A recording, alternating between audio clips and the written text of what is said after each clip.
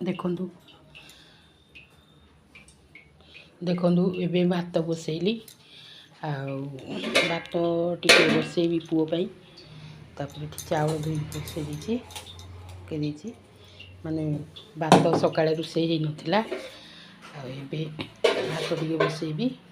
ଆଉ ସକାଳେ ପୁଅ ପାଉରୁଟି ଆଳୁ ପୁର ଦେଇକି କରିକି ଖାଇକି ପଳେଇଲା ସ୍କୁଲ।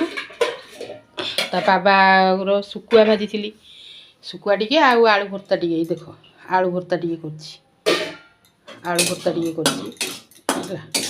ସେ ଆଳୁ ଭର୍ତ୍ତାକୁ ସେ ତାଙ୍କର ଖାଇକି ପଖାଳ ଭାତରେ ପଳେଇଲେ। ଆଉ ମୁଁ ଏବେ ଗରମ ଭାତ ରୋଷେଇ କରିବି।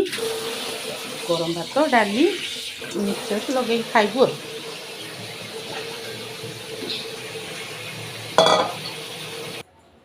ଭାତ ପକେଇଦେଲି। ଏ ଦେଖନ୍ତୁ ଲୁଗାପଟା ଗୁଡ଼ା ବହୁତ ଅସନା ହେଇକି ଅଛି। ତାକୁ ଯାଉଛି ଏବେ ଝଡ଼ାଝଡ଼ି କରି ସଜାଡ଼ିବି। ଆଉ ଆମ ମେସିନ୍ଟା ଖରାପ ହେଇଯାଇଥିଲା। ମୁଁ ଟଙ୍କା 4,000 ଟଙ୍କା ଦେଇକି ମେସିନ୍ଟା ସଜାଡ଼ିଛି। ଆଉ ଏବେ ଟିକେ ଭଲ ଅଛି, ଚାଲୁଛି। ବର୍ଷେ ହେଲା ବନ୍ଦ ହେଇକି ଥିଲା।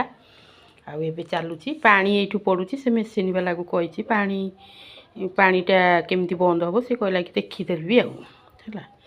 ଏମିତି ଥପୁଛି, ତାକୁ ସଜାଡ଼ିବି। ଆଉ ଏଇ ଜୋତାଟା ମେସୋରୁ ମଗେଇଥିଲି। ଦେଖନ୍ତୁ ଏଇ ଜୋତାଟା ମେସୋରୁ ମଗେଇଥିଲି। ଜୋତାଟା ଆମ ବାବୁଙ୍କୁ ମାନେ ଛୋଟ ହେଉଛି, ଆଉ ପୁଅକୁ ବି ଛୋଟ ହେଉଛି। ଏଇଟା ରିଟର୍ଣ୍ଣ କରାହେବ ହେଲା। ଆଉ ଏମିତି ଅସଜଡ଼ା ଜିନିଷ ହେଇଛି, ତାକୁ ସଜାଡ଼ି ବି ଯାଉଛି। ତାପରେ ଏ ଘରେ ବି ବେଡ଼ସିଟ୍ ଗୁଡ଼ାକ ବି ସଜାଡ଼ିନି, ତାକୁ ଯାଉଛି ସଜାଡ଼ିବି। ଏତିକି କାମ ଅଛି, ସଜାଡ଼ି ଦେଲେ ହେଇଯିବ।